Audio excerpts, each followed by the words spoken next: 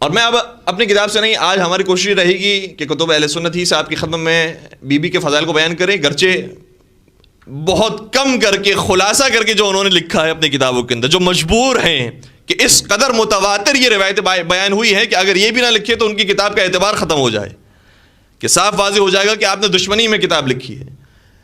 لہٰذا صحیح بخاری اہم ترین کتاب، مستند ترین کتاب ہمارے برادران کی، اس کتاب کے اندر جا کر دیکھیے، جب صحابہ کے فضائل کو بیان کیا ہے امام بخاری نے، صحابیات کے فضائل کو بیان کیا ہے، ازواج کے فضائل کو بیان کیا ہے، تو سب کے نام کے آگے لگایا ہے رضی اللہ عنہ، پہلے ہوں، دوسرے ہوں، تیسرے ہوں، مولائے کائنات ہوں، امام حسن، امام حسین، سب کے نام کے آگے ہیں۔ ہم کہتے ہیں علیہ الصلوۃ والسلام، لیکن انہوں نے کیا لکھا؟ رضی اللہ عنہ۔ اور جو ازواج کے فضائل انہوں نے بیان کیے ہیں اپنی کتاب کے اندر، اس میں رضی اللہ عنہا، صرف ایک ہستی وہ ہیں کہ جن کے نام کے آگے لکھا ہے علیہ الصلوۃ والسلام، اور وہ کوئی اور نہیں، سیدہ کائنات فاطمہ زہرا سلام اللہ علیہا۔ باقاعدہ لکھا ہے باب مناقب فاطمہ علیہ السلام۔ گویا امام بخاری خود یہ بیان کر رہے ہیں، ارے تم ابھی اس بحث کے اندر پڑے ہوئے ہو کہ ان ہستیوں کو علیہ السلام کہہ بھی سکتے یا نہیں کہہ سکتے، یا صرف رضی اللہ عنہ کہنا چاہیے۔ ارے اپنے مولویوں سے معلوم نہ کرو، خود امام بخاری کی کتاب صحیح بخاری کو دیکھو، سیدہ کائنات وہ ہے کہ امام بخاری کہتے ہیں فاطمہ کے نام کے آگے اگر کچھ لگے گا تو سلام اللہ علیہ لگایا جائے گا۔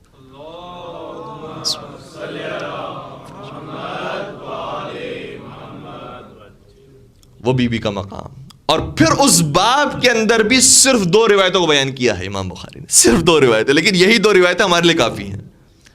پہلی روایت کیا بیان کی کہ نبی اکرم حضرت محمد مصطفیٰ صلی اللہ علیہ وآلہ وسلم نے شاہ فرمایا تھا،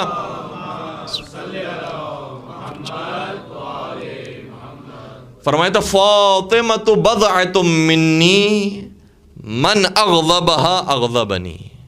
ایک اتنا سا جملہ اور پوری دنیا اس کے اندر سمیٹی ہوئی۔ فاطمہ زہرا بضعۃ، بض نکلا ہے جز، حصہ، ٹکڑا، فاطمہ زہرا میرا حصہ، میرا جز ہے، جس نے انہیں غضبناک کیا اس نے مجھے غضبناک کیا۔ بات بہت واضح ہے۔ اگر نبی اکرم کے پورے جسم مبارک کو، نبی اکرم کے پورے وجود کو انسان تکلیف نہ بھی پہنچائے، صرف نبی اکرم کے چشم مبارک کو نقصان پہنچائے، گویا نبی اکرم کو نقصان پہنچایا۔ نبی اکرم کے دست مبارک کو نقصان پہنچایا، گویا نبی اکرم کو نقصان پہنچایا۔ نبی اکرم کے سینے مبارک کو نقصان پہنچایا، نبی اکرم کو نقصان پہنچایا۔ یاد رکھو فاطمہ زہرا کو نقصان پہنچانا ایسا ہے جیسے میرے جز کو نقصان پہنچایا، جیسے میرے جز کو تکلیف دی۔ فمن اغضبها اغضبنی، اور جس نے انہیں غضبناک کیا اس نے مجھے غضبناک کیا۔ دوسری روایت جو اس کتاب کے اندر موجود ہے، فرمایا فاطمہ زہرا کون ہے؟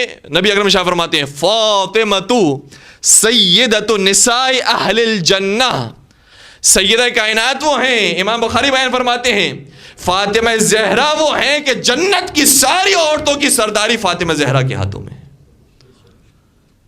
اس سے بڑا امتیاز ہو کیا سکتا ہے؟ اور کون سا اس سے بڑا امتیاز ہو سکتا ہے کہ دنیا کی ساری خواتین، جناب حوا سے لے کر قیامت تک سے پہلے آنے والی آخری خاتون تک جتنی بھی خواتین گزری ہیں، سب اگر ایک طرف ہوں تو سب کی سرداری اگر ملے گی تو فاطمہ زہرا سلام علیہا۔ اور اسی صحیح بخاری کے اندر 3 اور روایتیں موجود ہیں جو اس باب کے اندر نہیں ہیں، دوسرے ابواب کے اندر، اب جا بجا انہوں نے چھپا کر بیان کی ہیں، تو اگر کسی اور مقام پر بھی تلاش کی جائے جو اس سے ملتی جلتی روایتیں ہیں، اس میں نبی اکرم نے ایک مقام پر شاہ فرمایا، دیکھیں اس روایت کے اندر تھا سیدۃ نساء اہل الجنہ، جنت کی ساری عورتوں کی سردار ہیں۔ دوسری ایک روایت ہے صحیح بخاری کے اندر جس میں شاہ فرمایا نبی اکرم نے سیدۃ النساء العالمین، عالمین کی ساری عورتوں کی سردار۔ صحیح بخاری صحیح مسلم کے اندر ایک اور روایت یہ ہے جس میں شاہ فرمایا سیدۃ نساء المؤمنین، جتنی بھی مومنہ خواتین ہیں ان سب کی سردار جناب فاطمہ زہرا سلام علیہا۔ ایک اور روایت ہے جس میں بیان فرمایا نبی اکرم نے سیدۃ نساء ہذہ الامہ، اس امت کی ساری عورتوں کی سرداری حضرت فاطمہ زہرا کے ہاتھوں میں۔ 4 قسم کی روایتیں ہو گئی، امت کی ساری سرداری، امت کی عورتوں کی ساری سرداری، جنت کی عورتوں کی ساری سرداری، مومنین کی عورتوں کی سرداری، اور تمام عالمین کی عورتوں کی سرداری فاطمہ زہرا کے ہاتھوں میں ہے۔ اب ان روایتوں سے معلوم ہو گیا کہ فاطمہ زہرا کے مقابلے پر جو بھی آئے گا وہ سیدہ کی رعایا میں تو ہو سکتا ہے، سیدہ کا سردار نہیں ہو سکتا۔ صرف سیدہ وہ ہیں کہ جنہیں سیدہ کہا گیا، سردار کہا گیا۔ اور سردار اور رعایا میں فرق یہ ہوتا ہے کہ رعایا سردار کے پیچھے چلتی ہے، سردار رعایا کے پیچھے نہیں چلتا۔ لہذا تمہیں سیدہ کو اپنے پیچھے نہیں چلانا، تمہیں سیدہ کے پیچھے چلنا ہے۔ اور یہ بھی جو امتیازات دیے گئے ہیں، کئی خدا نخواستہ انسان یہ نہ سوچے کہ بیٹی تھی لہذا بیٹی کو جتنے القابات تھے وہ سبھی دے دیے۔ تو ان کے لیے تو جواب دینا بہت آسان ہے کہ بیٹیاں تو آپ کی نگاہ میں اور بھی تھیں، ان کے بارے میں کوئی ایسی حدیث بیان کر دیجئے کہ ان کے بارے میں کہا ہو کہ سید النساء اہل الجنہ، سید النساء العالمین، سید النساء المومنین۔ کسی ایک بیٹی کے بارے میں بھی ایک روایت بھی نہیں ہے، ایک روایت بھی ایسی نہیں ہے۔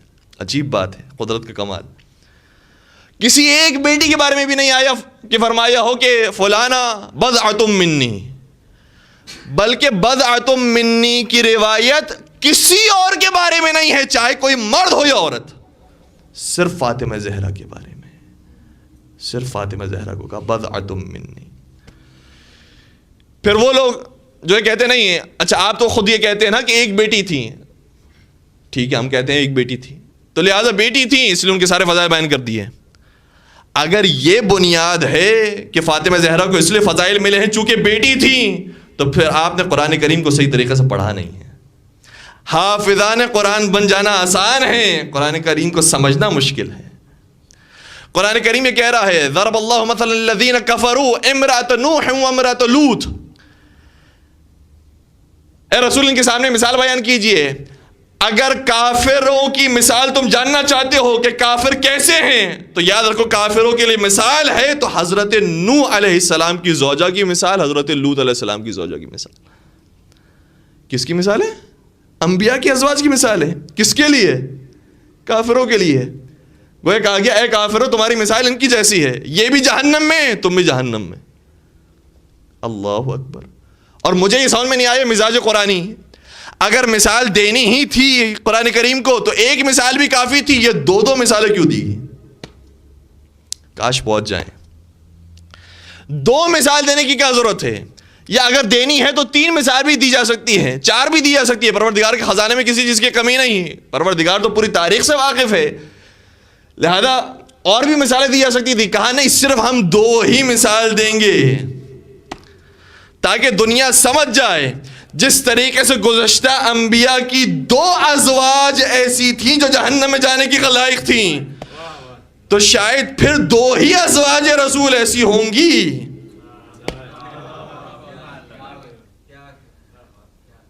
لہٰذا ایک کی مثال نہیں دی ورنہ ایک بھی کافی تھی، دو مثال دے کے بیان کیا تم دونوں کے لیے مثالیں ہیں کہ جہنم میں جائیں گی۔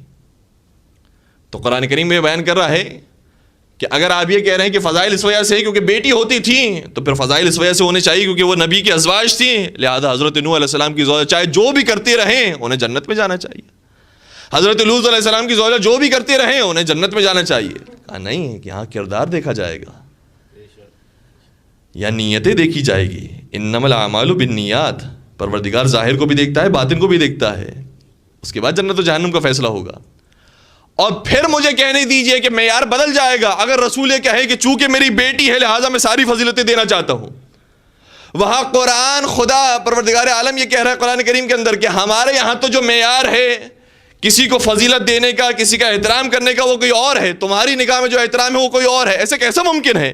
جو خدا کا بھیجا ہوا نمائندہ ہو اس کے یہاں معیارات اور ہوں، خدا کے یہاں معیارات اور ہوں۔ خدا کے یہاں کون سا معیار ہے؟ خدا نے قرآن کریم میں ارشاد فرمایا ان اکرمکم عند اللہ اتقاکم، پروردگار کے نزدیک وہی محترم ہے جو تم میں سب سے زیادہ متقی و پرہیزگار ہے۔ لہٰذا رسول اکرم کے نزدیک بھی وہی سب سے زیادہ محترم ہوگا جو سب سے زیادہ متقی و پرہیزگار ہوگا۔ اور جنت کی سرداری اگر ایسے ہی رشتہ داری کی بنیاد پر مل رہی ہوتی تو پھر صرف سیدہ کائنات کو یہ اعزاز حاصل نہیں ہوتا، پھر باقی جتنے رشتہ دار تھے انہیں بھی کچھ نہ کچھ جنت میں سے حصہ دے دینا چاہیے تھا۔ پھر فلاں کے بارے میں بھی حدیث ہونی چاہیے تھی کہ ان کے لیے بھی جنت ہے، ان کے لیے بھی جنت ہے، ان کے لیے بھی جنت ہے. کسی اور کے بارے میں جنت کی ضمانت نہیں ہے، اگر ہے تو فاطمہ زہرا کے بارے میں ہے اور ان کے خاندان کے بارے میں. اللہم صل علی محمد وآل محمد وعجل فرجہ. تو پروردگار کے ہاں جو معیار ہے وہ یہ رسول اللہ کے ہاں معیار ہے. اگر پروردگار کے ہاں معیار تقوی و پرہیزگاری ہے تو رسول اللہ کے لیے بھی جو معیار ہے وہ تقوی و پرہیزگاری ہے، وہ اقربا پروری رشتہ داری نہیں ہے. تو صحیح بخاری کے اندر یہ جو 2 روایتیں بیان ہوئی ہیں یہی ہمارے لیے بہت ہیں. فاطمہ بضعۃ منی، فاطمہ میرا جز ہے. اچھا یہ بھی میں جو بار بار صحیح بخاری کا حوالہ پیش کر رہا ہوں، بعض نوجوانوں کے ذہن میں ایک سوال پیدا ہو جاتا ہے کہ ہم سے بعض دفعہ یہ لوگ سوال کرتے ہیں کہ آپ کے مولوی نے، آپ کے عالم نے آ کر ہماری کتاب سے حوالہ تو پیش کر دیا اور ہماری کتاب سے ایک روایت تو سنا دی، لیکن اس کی اگلی روایت تو نہیں دیکھی. اس کی اگلی روایت میں فلاں کی فضیلت بھی بیان ہوئی ہے، اس کی پچھلی روایت تو نہیں دیکھی، پچھلی روایت کے اندر بھی فلاں کے فضائل بیان ہوئے ہیں. تو اپنے مطلب کا حصہ تو نکال لیا، باقی جو کتاب کے اندر دوسری روایت ہے اس کو چھوڑ دیا. اگر آپ کے مولوی ہماری کتاب کو صحیح مانتے ہیں تو پھر پوری کتاب کو صحیح مانیں. یہ تو نہیں ہے کہ اپنے مطلب کا سوا پڑھ لیا باقی سارے سوا چھوڑ دیا. تو یہ سوال کبھی کبھار ہم سے کیا جاتا ہے. جواب بہت آسان ہے، آپ بھی یقیناً جانتے ہوں گے، بس بچوں کو ایک جواب فی البدی دینے کے لیے آپ کی خدمت بیان کر رہا ہوں. ایک چھوٹی سی مثال کے ذریعے انشاءاللہ جلدی بات پہنچ جائے گی. فرض کیجئے کہ 2 لوگوں کے درمیان جھگڑا ہوا. دونوں کے درمیان جھگڑا اس بات کا ہے کہ ایک موٹر سائیکل ہے، ایک کار ہے. دونوں نے کہا کہ یہ موٹر سائیکل اور کار میری ہے، دوسرا کہہ رہا نہیں میری ہے. دونوں پہنچا قاضی کے پاس.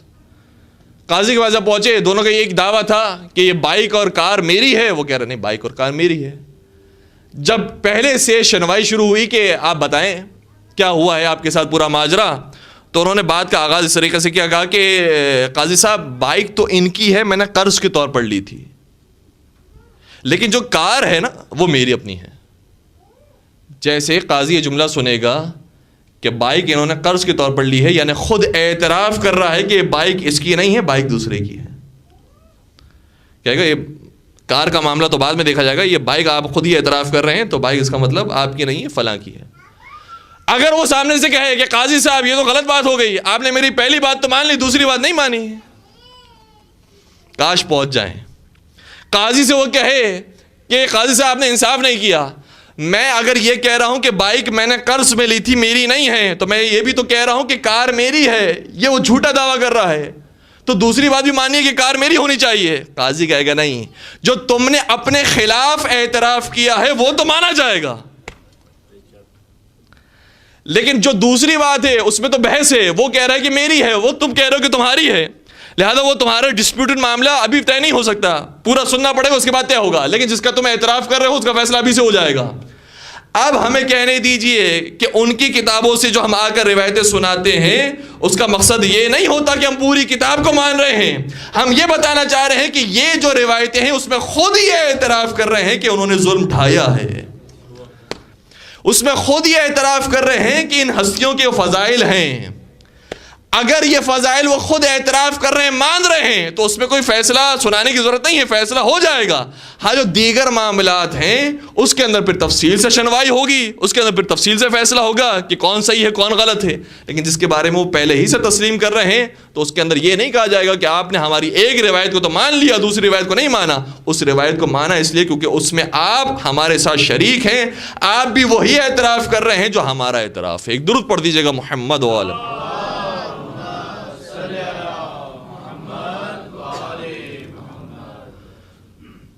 تو ہماری بھی گفتگو ہو رہی تھی صحیح بخاری کی اس روایت کے اوپر، فاطمہ بضعۃ منی فمن اغضبها اغضبنی، جس نے سیدہ کائنات کو غضب نہ کیا اس نے مجھے غضب نہ کیا. یہ ایک جملہ نہیں ہے، یہ ایک جملہ بھی الگ الگ انداز سے نبی اکرم نے بیان فرمایا، گویا بار بار نبی اکرم کی تاکید یہ ہے خبردار میرے بعد سیدہ کو ناراض نہ کرنا. کہیں پر فرمایا فمن غاضاها فقد غازانی، جس نے سیدہ کو غیظ میں مبتلا کیا اس نے مجھے غیظ میں مبتلا کیا. کہیں پر فرمایا فمن اسخطها اسخطنی، جس نے سیدہ کو ناراض کیا اس نے مجھے ناراض کیا. کہیں پر فرمایا ما آذاها آذانی، جس سے سیدہ کو اذیت پہنچائی اس نے مجھے اذیت پہنچائی. کتنے مختلف الفاظ سے بار بار ایک ہی بات کو سمجھا رہے ہیں. اور سبھی کے اندر پیغام یہ ہے اذیت نہ پہنچانا، تکلیف نہ دینا.